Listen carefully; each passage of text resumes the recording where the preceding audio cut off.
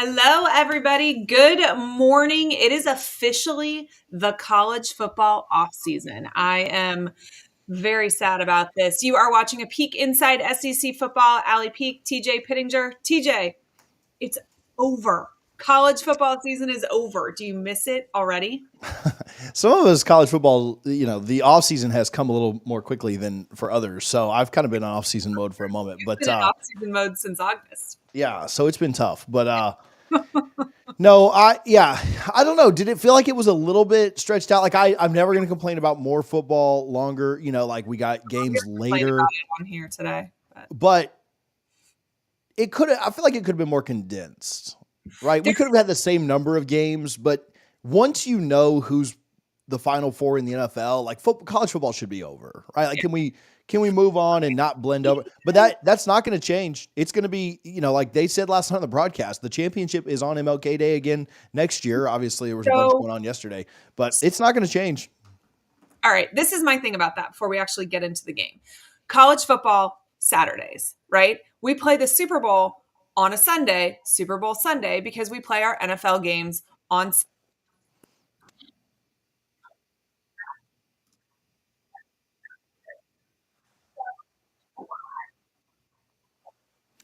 I may have lost your audio a little bit. Okay. Yeah, go ahead. I just lost you.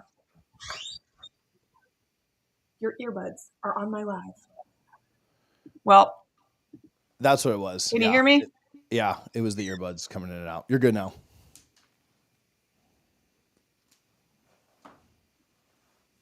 Can you hear me?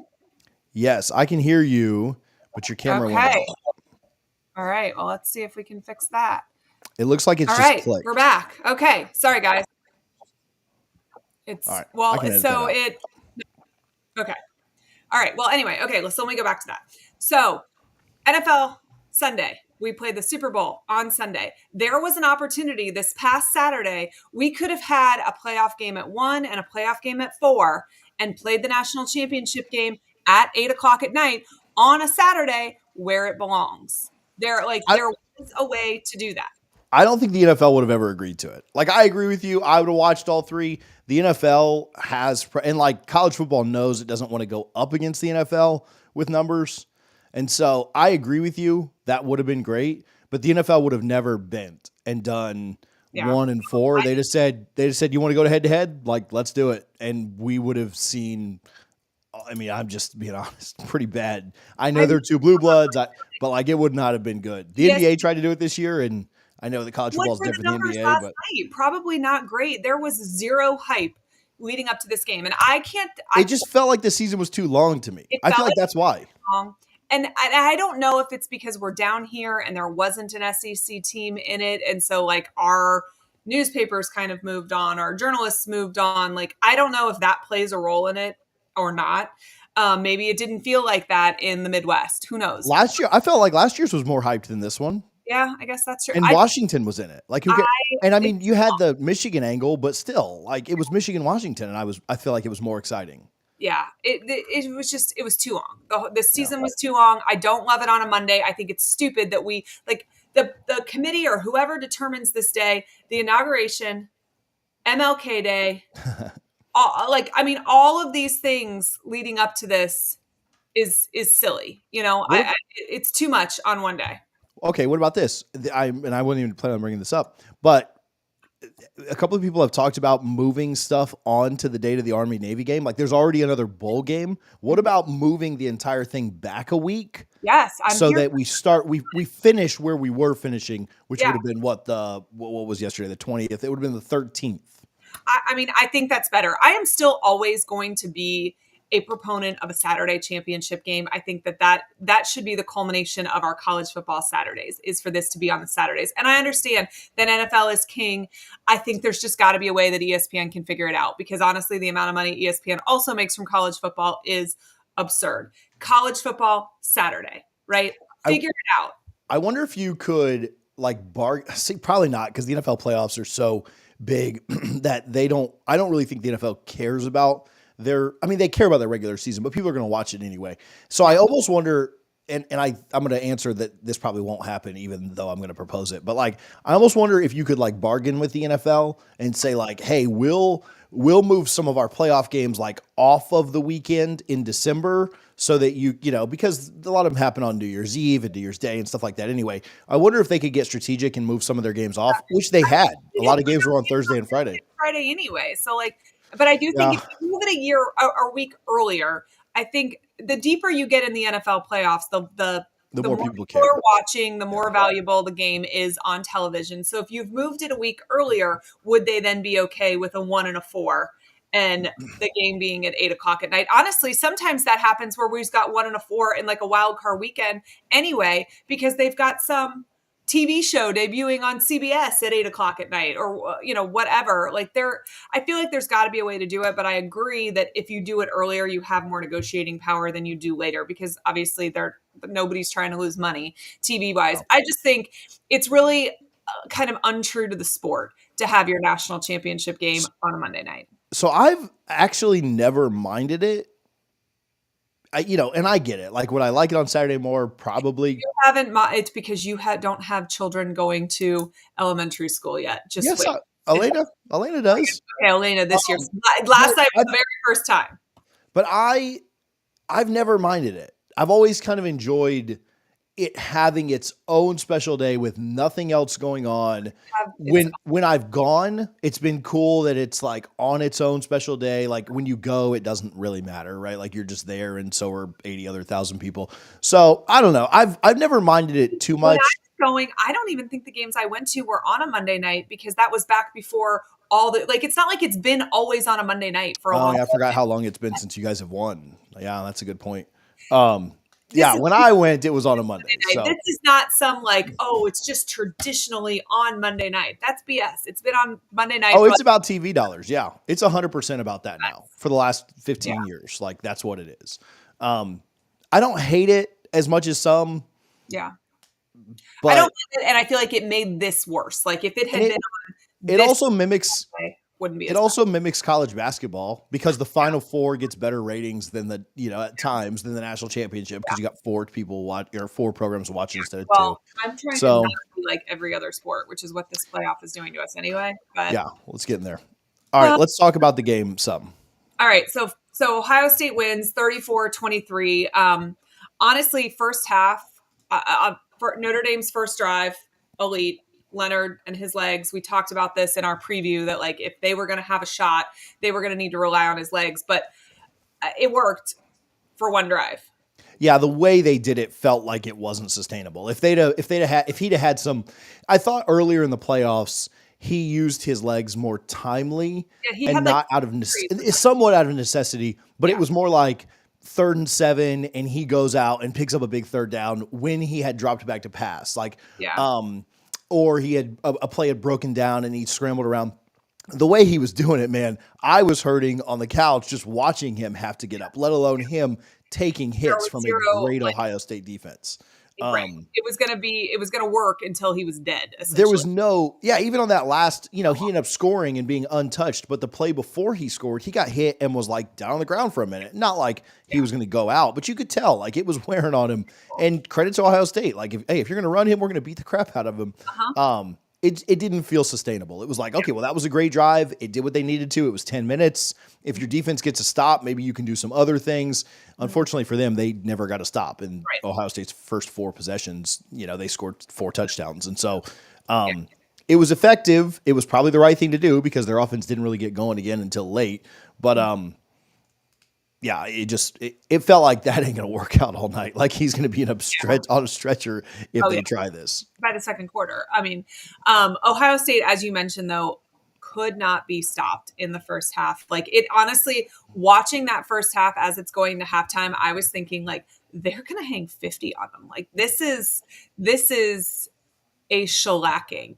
And Notre Dame did kind of hang around a little bit the second half. Ohio State maybe played with them a little bit the second half, but this first half just felt they were unstoppable. You saw the difference in wide receiver talent. Yeah, and they played, I wouldn't say conservatively, but I think they knew that if they played the cleaner game, they were going to win. And Mm-hmm. so I know they had the turnover late on the really great play. I thought Emeka Ibuka had made a really good play to get downfield, and then the Notre Dame guy made a really good play to get the strip. But outside of that, like, they didn't take chances. There were no passes that were like, oh man, Will got away with that one. Right. So I don't want to say they could play conservatively, but they just took what was there, and they were okay nickel and diamond. They were okay taking 5-7 yards of play. They converted, I think, like 6 or 7 of their first third downs. Like, they were just unstoppable on third down, but they were always in third and short. They never had a long way to go. I think they finished like 9 of 12 on third down, and they were 9 of 11. And the last one was where Riley Leonard just ran to the right, or I'm sorry, Will Howard just ran to the right, and they kicked the field goal for the win, to seal it. So they went 9 of 12, but essentially they went 9 of 11 on third down until the last 30 seconds. And that was enough, like that was, if you give up 9 of 12 for a game, you're going to lose. And so, yeah, they just took what was there. I wouldn't call it conservatively, but they played safely. They played like, hey, if we don't make a mistake, we're going to win this game. And they didn't. They had the one fumble up $1 million. So it didn't, how much did it matter? And it was way deep in their, opponent's territory. Like, Notre Dame got the fumble and still had to drive 70 plus yards. Right. So it's like, okay, well, yeah, that's like a punt. Yeah. I mean, it's, the thing I think I find interesting about this game is that we had so much more football to get a one-sided game, did we get the two best matchup? Like, I don't know. I feel like there was such a difference between Ohio State and Notre Dame. And I was really impressed by what Notre Dame did down the stretch. I felt like they looked good in their previous playoff games, but it is almost disheartening to have expanded it this far to still not get a good game. Yeah. Yeah. And would we have gotten a better game? I try to think about that. Like, would we have gotten a better game if we had just done a 2-team, like the BCS? Well, we would have gotten Georgia and, Ohio, or Georgia and Oregon, and, maybe, but without Beck, maybe not. Maybe that would have been a blowout too. Would we have gotten a better game with a 4-team, right? So that would have been, depending on how they would have done it, if you'd have just done your top 4 teams like last year, that would have been Penn State and Georgia on one side and Oregon and Texas on the other. Yeah. Maybe you get a little bit better of a matchup there because Ohio State's just not in it. But if you play Oregon, Notre Dame, you're probably still kind of or Oregon, Penn State, you might kind of end up with the same result that you got. So I don't know. I just think Ohio State was that much better. It would have been great if we could have gotten Ohio State, Oregon in the national championship. I do think that would have been closer. Ohio State having put 3 games on film, that might have been a little more fun than, and it's saying that they got blown out too. So, they don't have a ton of leg to stand on, but I do think that them playing a little later might've been more fun. So maybe that's on seeding, but I don't know. I struggle with this because on the one hand, I think Ohio State was the most dominant team in the playoffs. We saw that, right? We talked multiple times leading into their previous playoff games. If Ohio State plays like they did the week before, there is no stopping them. That is a sentence we have said many a times this postseason. I just also have an issue with the fact that it very much negates the regular season. The power of the regular season in college football, in my opinion, died last night. This is a 10-2 Ohio State that would not have been in had it been a 2-team, matchup, or a 4-team. Been in if it was a 4-team matchup. They were the 8th seed, and they were the 8th seed because they lost twice. The last loss being to a team that they were favored by 20 points. The last game of the regular season, they didn't make their conference championship game. Like, all of the things that we say we hold true in college football that matter did not matter last night, and make it matter moving forward. And I do struggle with that, even though I think they were probably playing the very best football by the end. It bothers me that we are now saying, okay, all your goal is to get to the playoffs. You just have to get there. You don't have to be in your conference championship game. You actually have a better shot at the playoffs if you're not in the national championship game, potentially. Or in the conference. But yeah, I mean, they finished 4th in the Big Ten. And I think Ohio State, I do think the Michigan game was an anomaly, right? Like I think that was a game that they, you know, but it made people say like, oh, the more games in the regular season mattered for teams, and they did, it did in one regard, right? Like for teams making the playoff, for teams getting into the playoff, more games mattered. Shoot, the Florida Ole Miss game mattered for the playoff, and it wouldn't have in other years. So there is one aspect to look at it and say Ohio State played in the regular season didn't matter. Right. The greatest rivalry, our last two national champions, the greatest rivalry in, like if you polled all college football fans, the game that would come out as the greatest rivalry, they literally call it the game.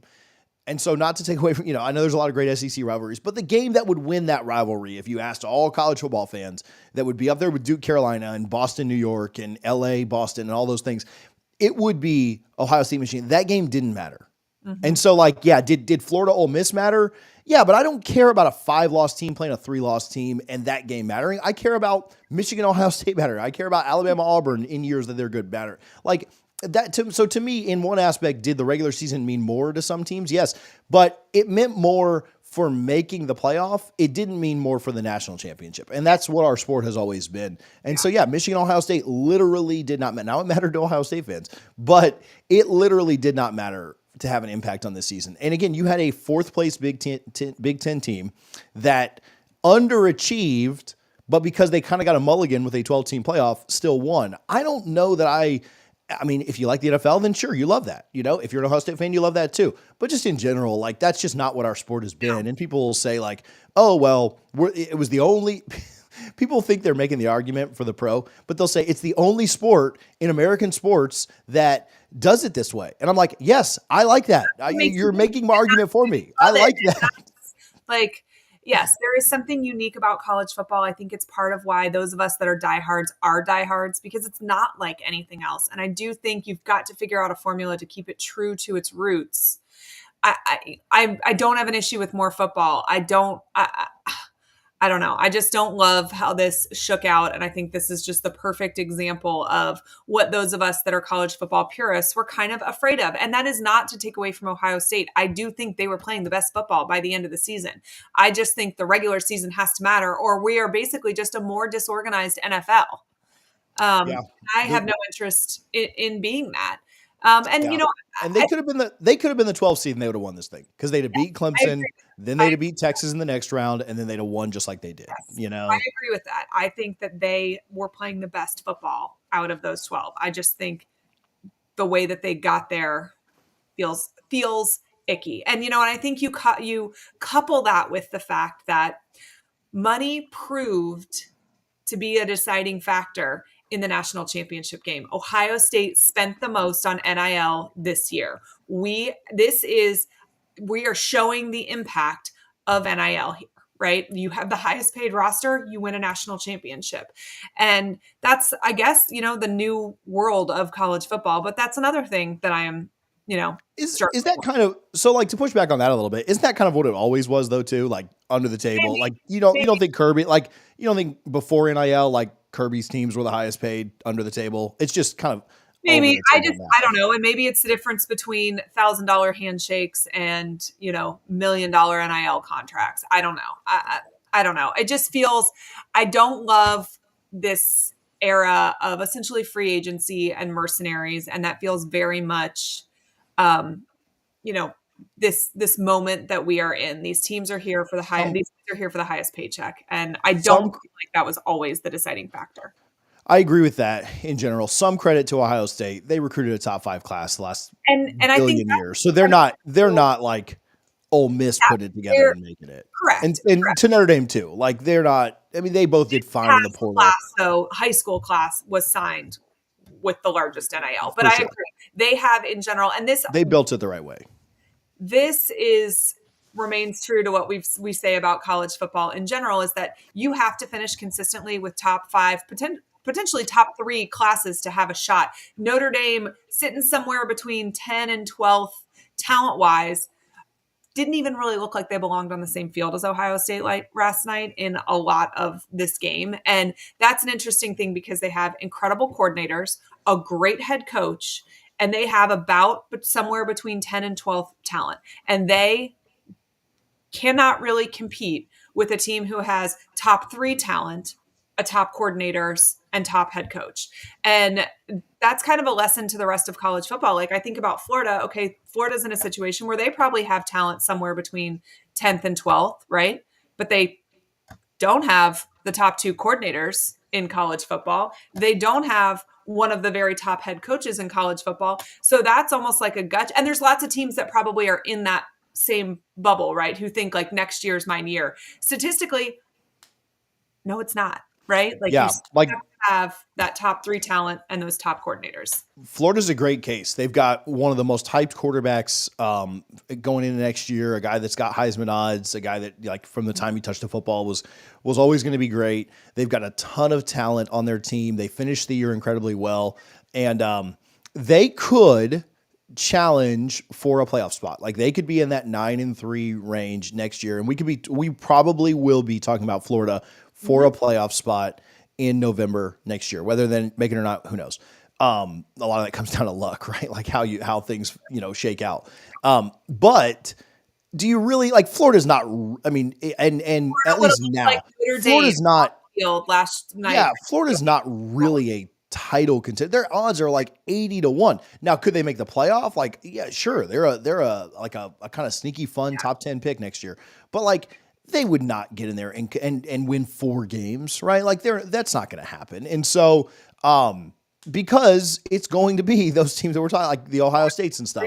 Yeah. And top coordinators and top head coach. Like you need all of those things. Something that I found interesting last night. I don't know if you paid attention to any of this or not, but like when they are talking about some of the top players in the game and they're talking about where they're from. And I looked it up, and between the 2 teams, there are 12 players on those rosters from the state of Florida, 7 of which are wide receivers. Think about the fact that Jeremiah Smith and Carnell Tate from the state of Florida went to high school in the state of Florida. Jordan Faison from Notre Dame from the state of Florida. I find it interesting how much players from Florida impacted the national championship game. And I think that's also kind of maybe a knock on the SEC as a whole, obviously of the state of Florida, because Florida State and Miami should be making sure that these kids don't leave the state. But if you can't make sure they're not leaving the state, then the top conference in college football should sure as hell be making sure they're not leaving the South. And that didn't happen either. But and Florida's and as bad as we're talking about kids that were on rosters before Florida State's kind of disastrous year. That Florida State was coming off 23 wins in 2 years. Miami has one of the most aggressive NIL sells, and Jeremiah Smith was in their city. And then Florida too, like a top 10 NIL kind of outfit with a top quarterback committed.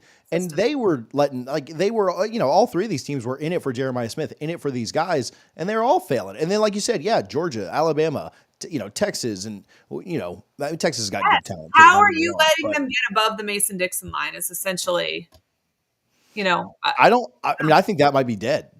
I think the idea of and a lot of that has to do with.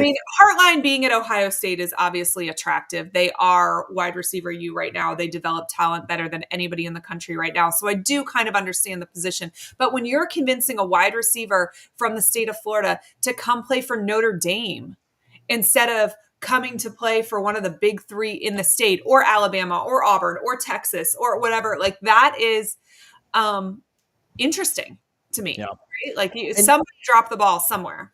Yeah. I mean, and I think that's going to continue. I don't really see teams having a stranglehold on, and there is so much talent here. Like Florida's recruited the wide receiver position well. Florida State's signed 7 blue chips over the last 3 years at wide receiver. Miami's got good wide receiver talent too. So there is an aspect.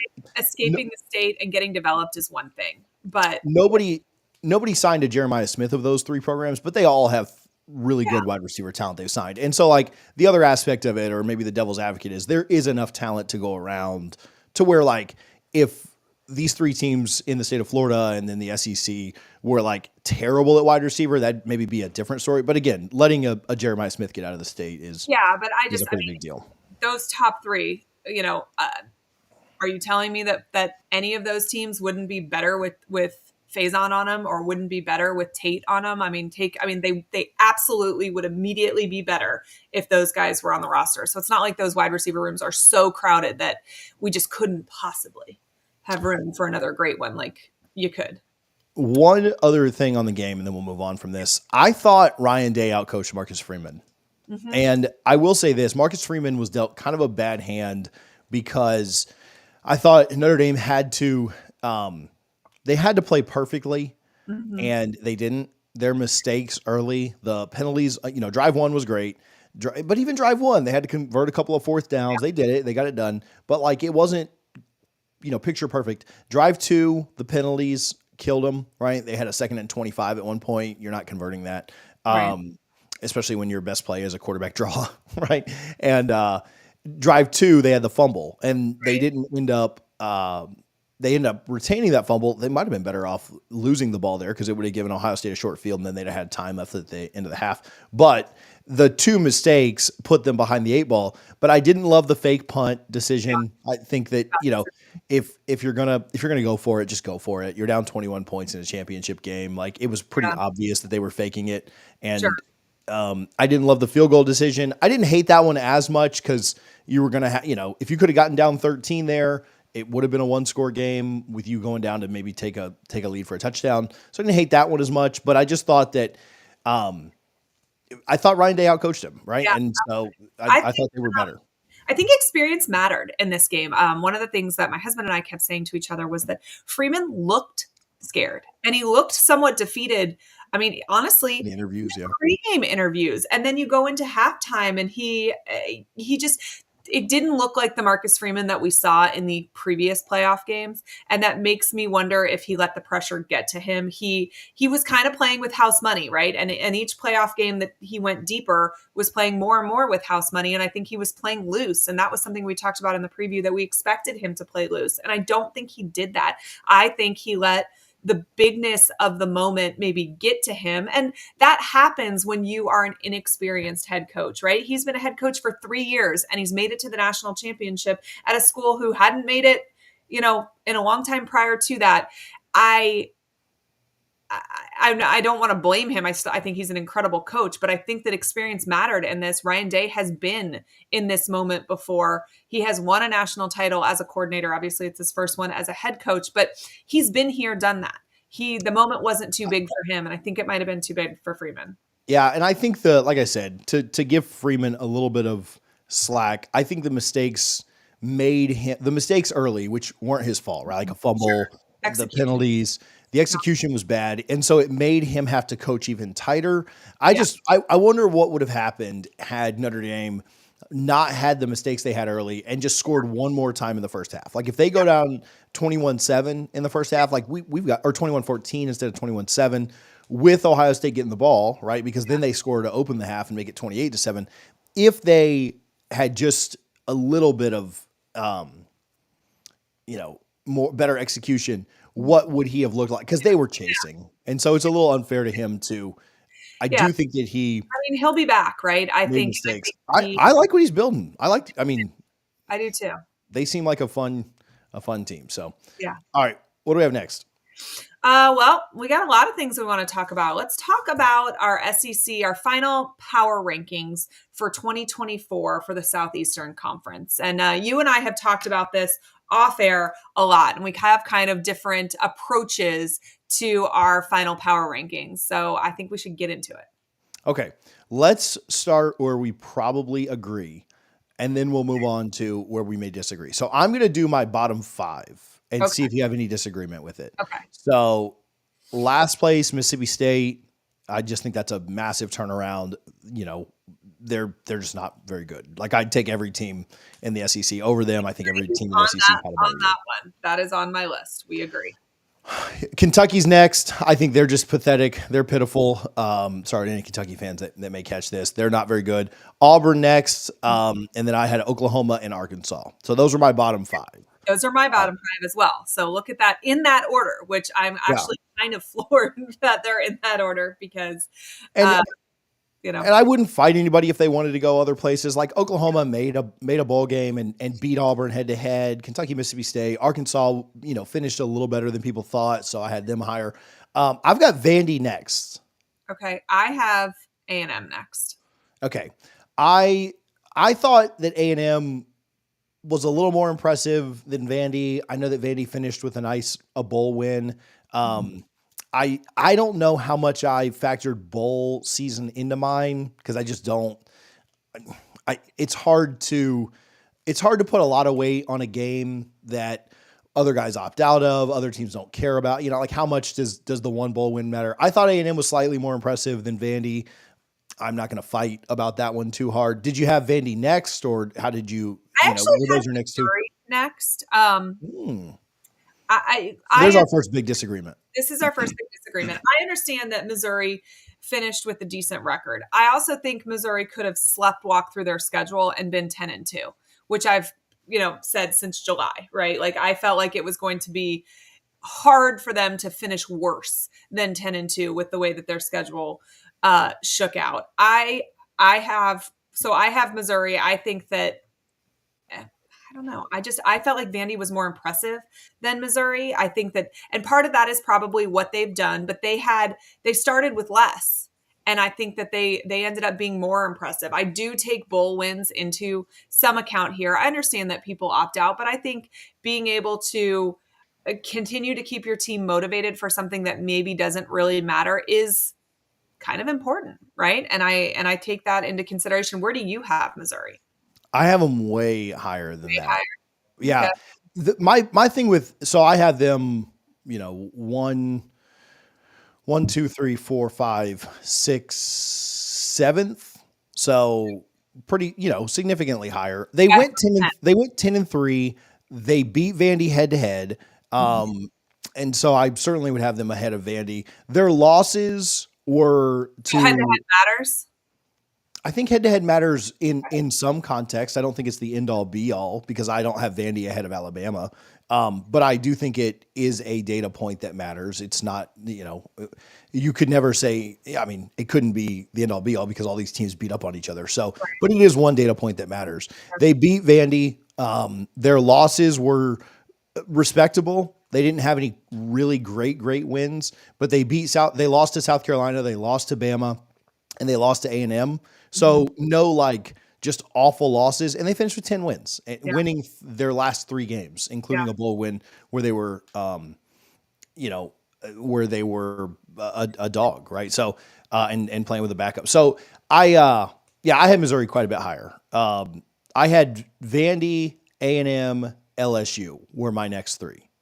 So I went Missouri, Vandy. I did Alabama, LSU. So just those two flip-flopped. And I think Alabama behind LSU? I had Alabama one behind LSU. And I think part of that is that I just picture the end of the season as such a collapse for Alabama. And I was looking at it less about the totality of the season and more about the type of football that I felt like they were playing towards the end. And I just, you look at that Oklahoma loss, and then they lose to a Michigan team that had far more opt-outs than they did. I don't know. It felt like they weren't playing great football at the end there. It felt like it was kind of becoming a mess. I'm interested to see what happens this offseason and how they pull it together. And part of it is the expectations that we always have for Alabama, right? And maybe that's not fair. Like DeBoer should have some time to establish his own thing there. But that's not the Alabama we're used to seeing. And they were in a position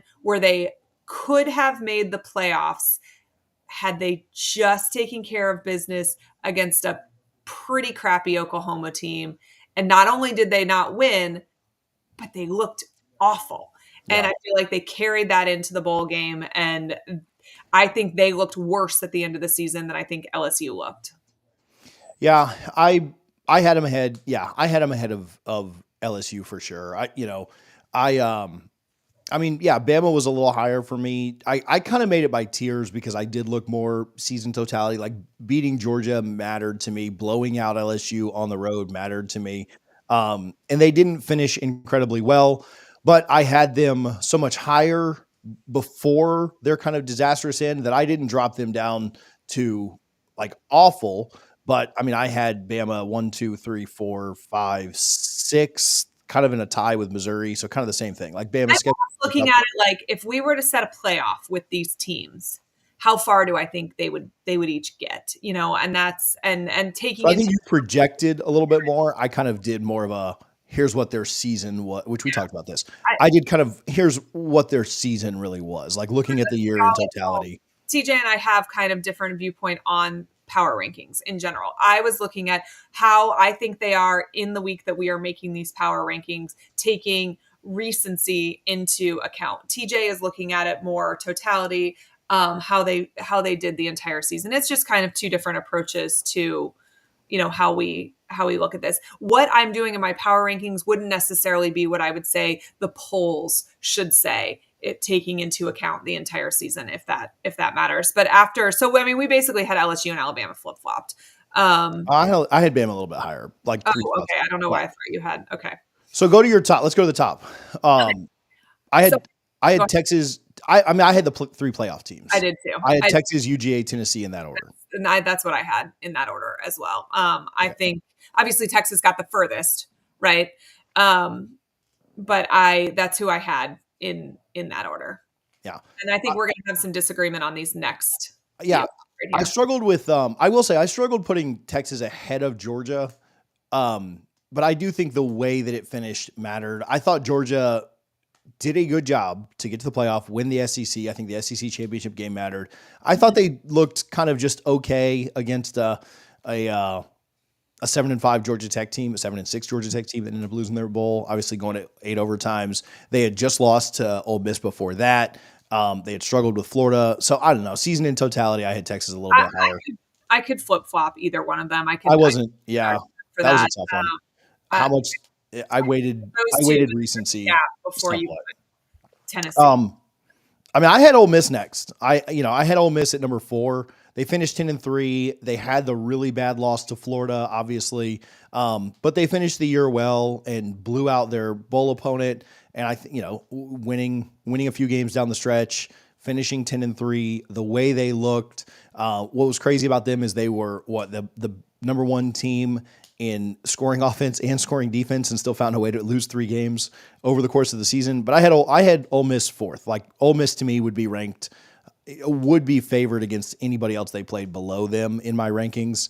And so I had Ole Miss. So I don't think Ole Miss would be favored against Florida if they played the week after they lost to Florida, which is how I'm looking. I think they'd be favored right now. See. And I had Florida 4th. I think when you finish when you finish the season, keeping LSU out of the playoffs, keeping Ole Miss out of the playoffs, winning your bowl game, I like Florida head to head against Ole Miss. They beat them the second to last week of the season. So, I find it hard, and not just beat them, soundly beat them. I mean, by a touchdown. That game was never in question. There was no. I'm just saying it wasn't like soundly beat. Florida at 4 is way too high to me. I don't think they're favored against Ole Miss. I don't think they're favored against South Carolina. I had ahead of them. I think Florida at 4 is insane. I had Florida, Ole Miss, South Carolina. That was my next. Yeah, I think you're orange and blue. Those teams, like you just said earlier that head to head has to matter. It matters as one data point. It's not the end all be all. If they had played the first 3 weeks of the season, I can understand that argument. But they played the second to last week of the season, and Florida. To me, that doesn't. So again, the way second Hail Mary. I mean, I'm just telling you 100% right now, and you can disagree with this. I do. On a neutral site, Ole Miss would be favored against Florida right now. There's no question at all. Like, that's not like you think they would win. I think they would win. Like in Vegas, Ole Miss would be favored against Florida on a neutral site right now. There's no doubt about it. I disagree. I mean, that it's not an disagreement thing. Like, they absolutely would be ranked ahead or like favored against. I also think that, head to head matters, but Kentucky's not ahead of Ole Miss in yours. Like Vandy's not ahead of Bama in Because they didn't yours. play the second to last week of the season. Yeah, teams get bad games, and to me, they would still be South Carolina. I thought South Carolina. I almost put South Carolina ahead of Ole Miss. If they'd have won their bowl game, I'd have put them ahead. South Carolina finished winning. You talk about recency. South Carolina won 6 games in a row down the stretch. Florida didn't do that. They beat 3 ranked teams They also in did that stretch. Texas and Georgia in their last 6 games. South Carolina won 6 in a row, 4 of those being against ranked teams. So there's no way that I'm putting Florida ahead of South Carolina either. Like South Carolina, to me, I almost put if South Carolina wins their bowl game. Last 3. Say what? Florida. 2 of Florida's last 3 games were top 10 opponents that they beat and kept out of the playoffs. Okay, South Carolina, 4 of their last 6 were ranked and 2 were top 12. So like I'm not, but not and one of them was a playoff team. So I would have South Carolina. South Carolina would absolutely be favored over Florida right now too, on a neutral site. I mean, you can say that, but I don't think you can say with 100% certainty. Is there a way to check that? Because if there is, let's do it. I mean, if Vegas does hypothetical odds, I don't think they're going to do hypothetical odds for us this year. We could ask Craig if he could have one of his lines makers. We'll ask Craig. That's what we'll do. Yeah, we'll ask Craig to do Ole Miss and Florida on a neutral site, and then South Carolina and Florida on a neutral site. So my final ones were Texas, Georgia. See, we're so used to putting Bama up there. Right. Texas, Georgia, Tennessee, Ole Miss, South Carolina. Then I had the Bama, Missouri duo. Then I had Florida, LSU, and then the rest of them. Oh. So I had Florida at like 8th, 7th, 8th, somewhere in there. I think that's, so I'm Texas, Georgia, Tennessee, Florida, Ole Miss, South Carolina, LSU, Alabama, Vandy, Missouri, A&M, Oklahoma, Arkansas, Auburn, Kentucky, Mississippi State. Yeah. I just think that so am I a hater for saying this? Probably, but I wasn't incredibly impressed with, now I know they won and they won both games decisively. I wasn't incredibly impressed with the way that Florida looked, for large portions of their last 2 games against Florida State and, Tulane. I think even Florida fans were pretty annoyed at how close the game was at halftime. Now they ended up salting it away and Tulane was down a quarterback, and I get that. Even Florida fans were like, Florida was down some D linemen as well. It's still Tulane though. So I don't know. I think that Florida wasn't incredibly impressive against Tulane. They did put it on kind of late, and kind of like what you see in college basketball when you go up against a mid-major, the better team ends up winning big. But I wasn't incredibly impressed with the way they played against a really bad Florida State team either. Now they scored late again to win by 20, but that game was really closer for most of that game than it really should have been.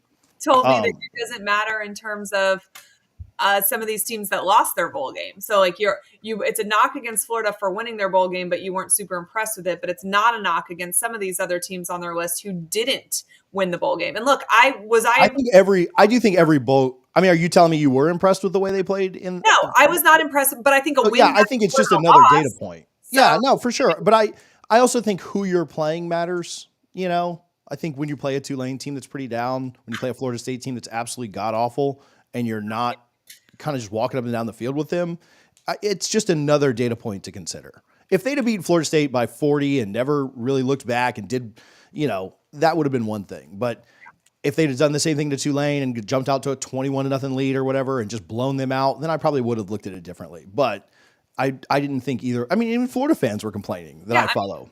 I don't think anybody loved the way that they looked. They would like even more dominant performances, but I do think a win's a win. But yeah. And they get credit for it, but I took a little bit away from that. So, all right. Well, I'm glad that we got to the end of that and we agree that I'm right. What's next?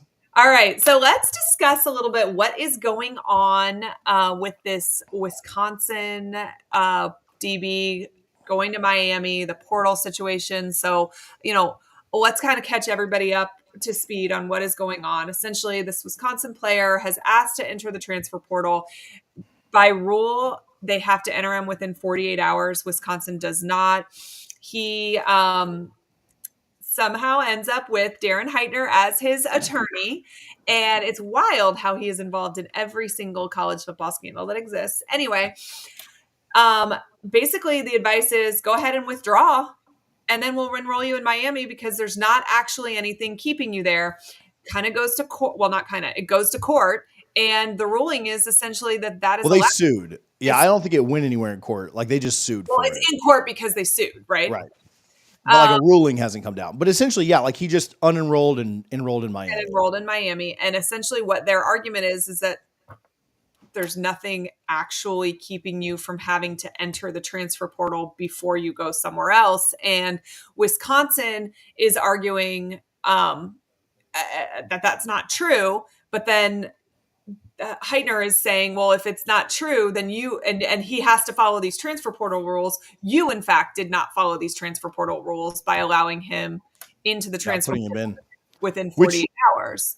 Which there's some truth to that. Wisconsin didn't. Now, Wisconsin's argument is that he signed an agreement that he signed an agreement that he can't get out of because you signed a contract, you signed a legally binding contract, and we're not going to put you in the portal after you signed this. Right. Again, which his argument, like, hey, you guys are big boys now playing with real money and real contracts. And this is you don't get to make up the rules as you go along. But I mean, maybe we do get to make up the rules as we go along. It's so gray because, the other, Lucas's argument, and again, Heitner's argument is, well, that contract was dependent on, the House settlement going through, and that hasn't happened yet. And so a guy can do that. I think that it's fairly obvious that he signed the agreement. He planned on being there. He was, Wisconsin and the Big Ten say that they have evidence of Miami tampering. I think everybody tampers at this point. You just try not to get caught. And we'll see if that evidence ever sees the light of day or not. But, kid got an offer from Miami. Their secondary was, worse than, their secondary was what kept them out of the playoffs this year. And so they need the help. And so he got a better offer. And the House stuff doesn't actually take effect in April until April, right? If it goes into effect at all. And so I think, Heitner's and Xavier Lucas is the player, but I think that he and Heitner's argument is essentially you're making us follow rules that aren't actually in existence yet. Which again, you still signed that contract with the expectation of what was happening, right? You still signed an agreement. So I don't know where the legal.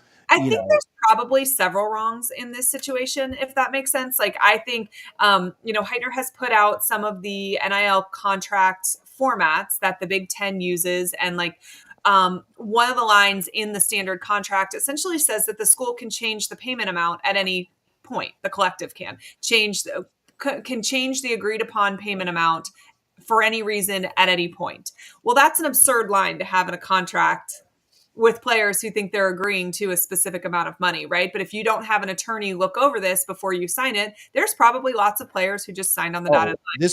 This likely happens at every school. This is not just a Wisconsin. But this is just a kind of a template that Big Ten schools have been following. And that is absolutely to the benefit of the school and to the detriment of the player. So should these contracts be more even-handed? Probably. And that's why you as a player, if you're going to be in the business, right, need to have a seasoned attorney look over these things.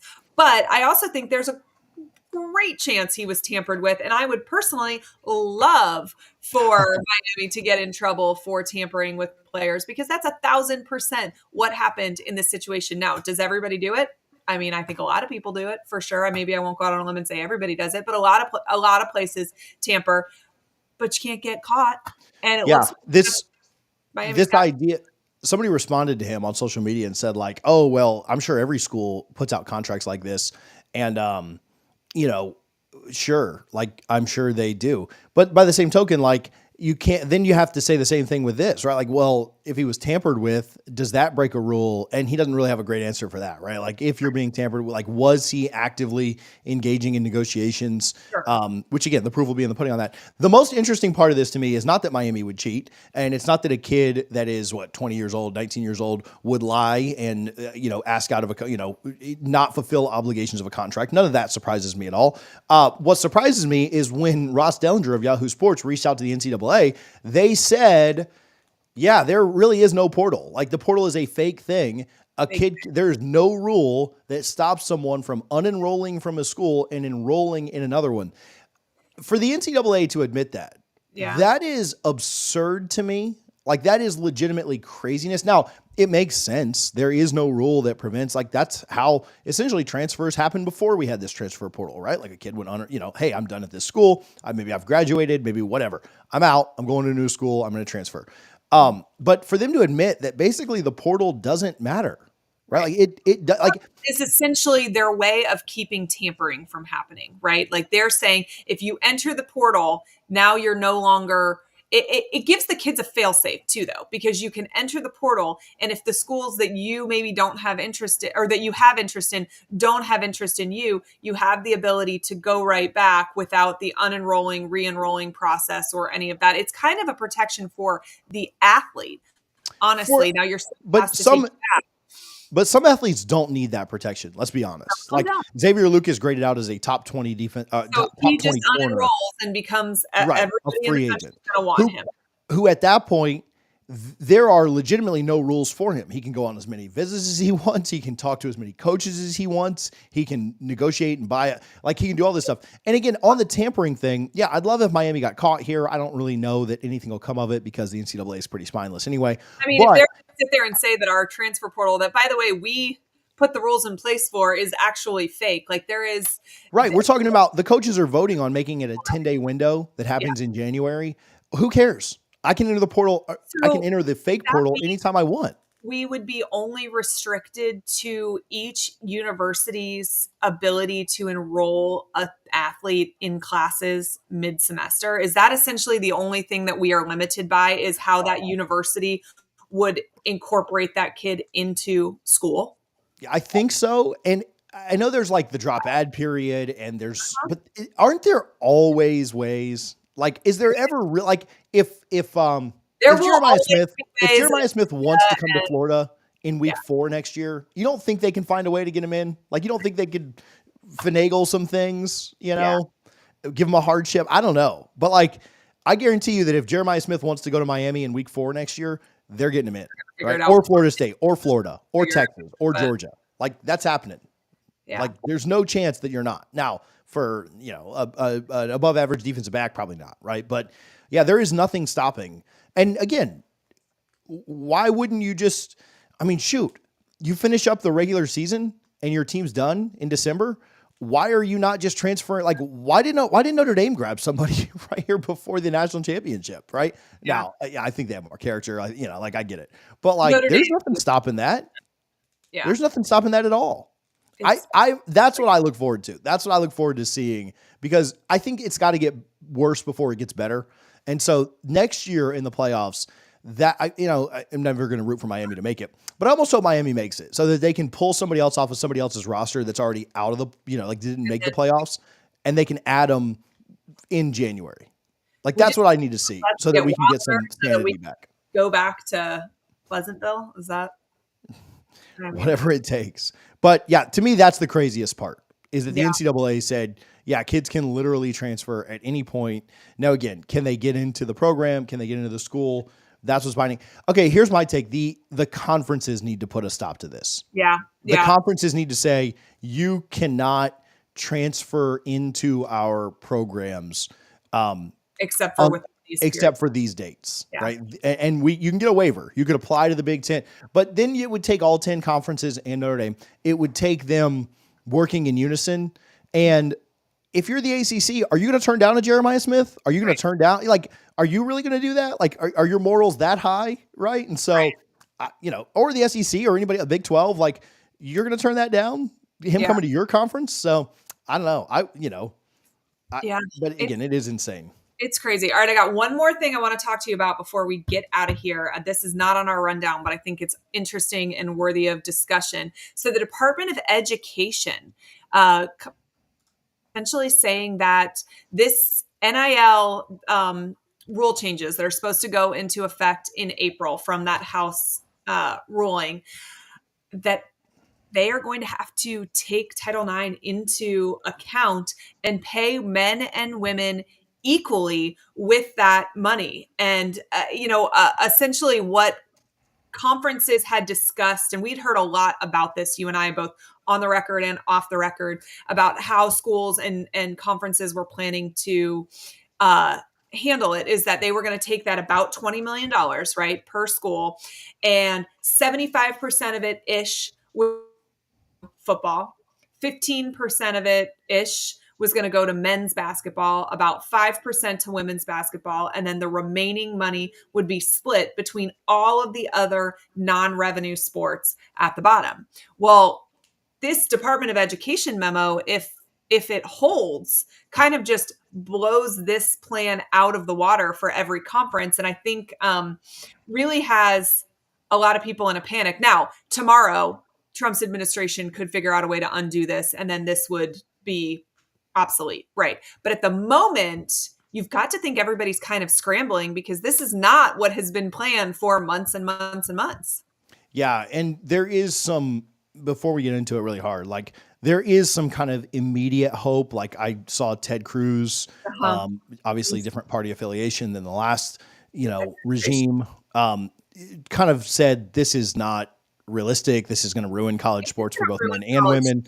Yes. So it seems like it's going to go like to not, go crazy. Like it seems like it's going to go back to the other way. But yeah, no, this would be terrible because I'm just telling you, schools will not pay it. Like there is no chance. And this is not like an anti-women's sports thing. This is not an anti-non-rev, male non-rev sports. Like I've taken my daughter to Oklahoma City for the softball stuff. Like I'm going to beach volleyball this year. Like programs that lose money. Gymnastics, right? University. Yes, I love it. And I have, there's nothing better than taking my daughter or my kids, like they all really enjoy it, to women's athletic events. Absolutely. And we've done it for every women's athletic event that exists on.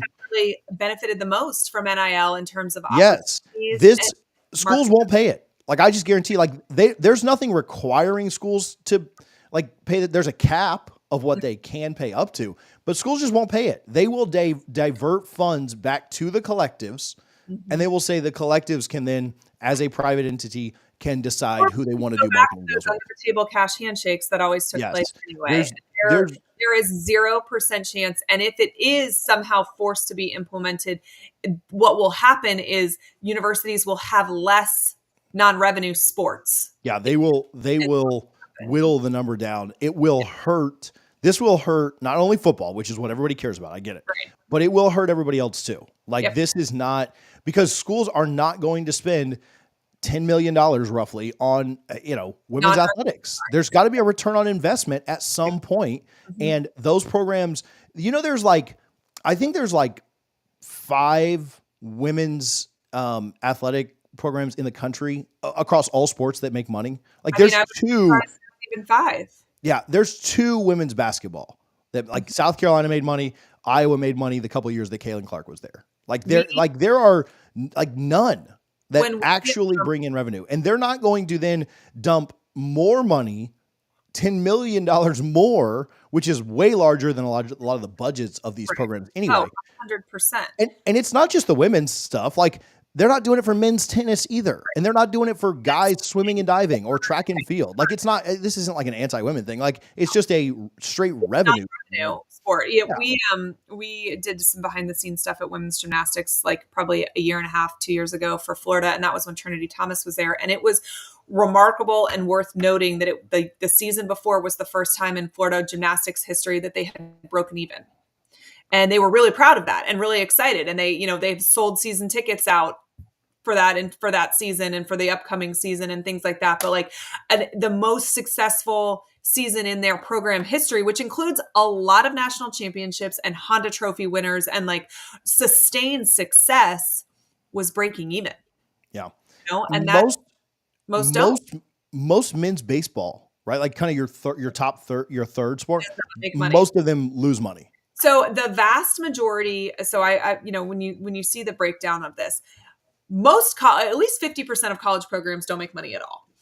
Anybody, even football. And then you've got that group where your football makes your money, and your football is generally what's paying for your other sports, right? And then there's an even smaller group of colleges where football and basketball make money.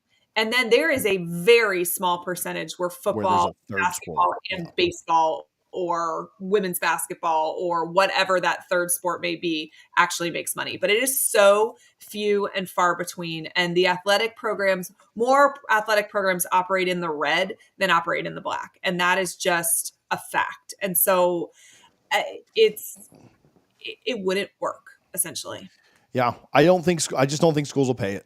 I think they'll say, look, it is not worth it to us. And I've heard so that $20 million number, it really is going to be about 18 million, right? But, and if you had to give that all the way around, right, you think about how many scholarship athletes there are for all sports, right? Football would get less than $8 million when you broke it down. And so if you're paying your football team, that 7 million for the big schools, right? Doesn't really move. I mean, it moves the needle, but how much does it move the needle, right? You would tell your donors, hey, we need about $7 million worth of you to just give your money to the collective. Just pay Florida Victorious or the Battles Inn or whatever, and we'll do it that way. 15 million, right? So, and what this House ruling, some of the questions surrounding it is how involved will collectives allowed to be past this 20 million, 18 million, whatever it is? Will they be allowed to exist? How regulated will that amount be? So there's a lot of questions about that, but let's say it's highly monitored, right? And then you have this DOE, it just doesn't work. It doesn't compute, and it would be also really bad. We should talk about, not to make this so political, but the idea of putting this out within 3 days of an administration leaving is hilarious to me. It's just hey, by the way, on our way out, we're going to screw you college athletes too. Yeah. And in an effort, I think in their minds, to give some credit, I think in their minds, they think, oh, this is fair. Let's do this. Let's help. But we talked about, we saw each other the other day. The money that women in athletics are making in NIL is absurd right now. And when some of these non-rev or losing money revenue sports starts to get cut, that all goes away, right? If this was really put in, the danger is, okay, we're not going to pay it. We'll just cut these sports. We'll make them club sports and we won't pay it. And so then they don't make any money from NIL. Then it hurts the women and the non-rev men as well, so much more than it ever would have before. The interesting thing about the NIL for women, where they are being successful, is really in the true spirit marketing, of NIL, right? It is that they are getting paid for their name, image, and likeness. They are not getting paid for their performance, which is what we're seeing in most of these men's revenue sports, is that it's really pay for play, not NIL.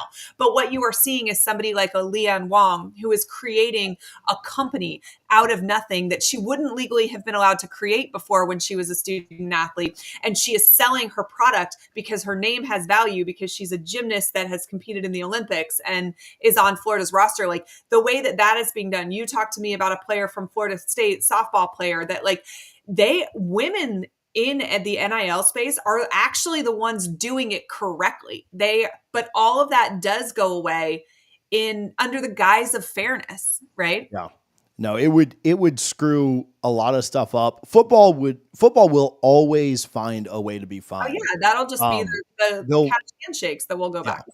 They will figure football out. That will never be a problem. If they have to run it through the local car dealership, if they have to do whatever, they will do it. It will hurt everyone else. Yeah.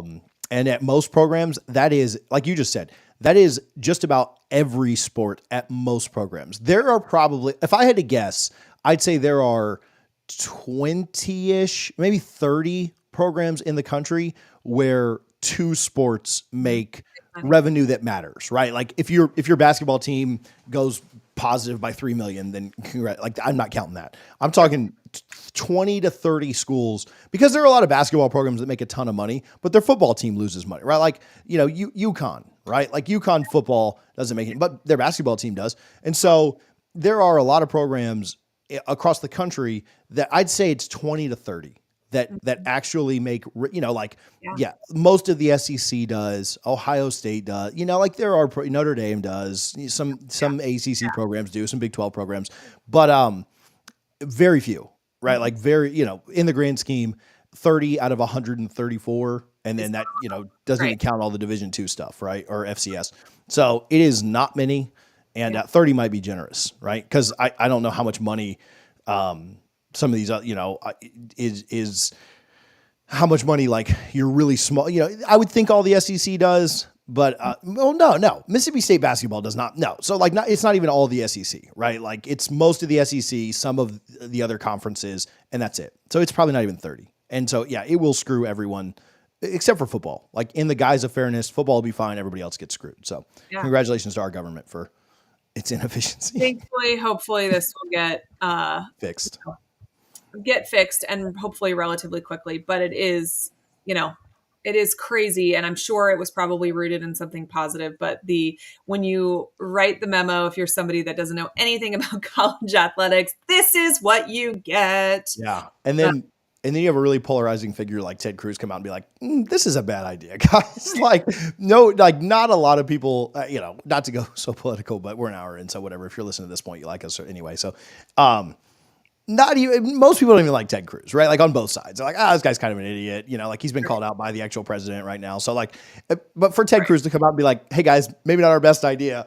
It does give me some hope that they'll fix it pretty quick, with a new regime. So we'll see. All right, guys, we appreciate you tuning in. Please make sure that you are subscribed to A Peek Inside SEC Football, whether you are watching this live or you are watching a replay later on. We appreciate your support, and we will be back very soon. We will get into all the fun things that the offseason brings. Very excited to see if anybody enters the portal from Ohio State. Or the fake portal. Or the fake portal. Yeah. Maybe we just have some unenrolling and re-enrolling going on. Interested to see how that works with these players, because, it does open for these two teams that have continued to play, but these schools have also started as well. So how does that factor? This is all a whole new horizon for college. Whole new world. So we shall see. Shout out to DD5150 Life, commenting all day. Sorry we didn't get any comments, but thanks for hanging out with us. You're number one. There you go. All right, guys. Talk to you soon.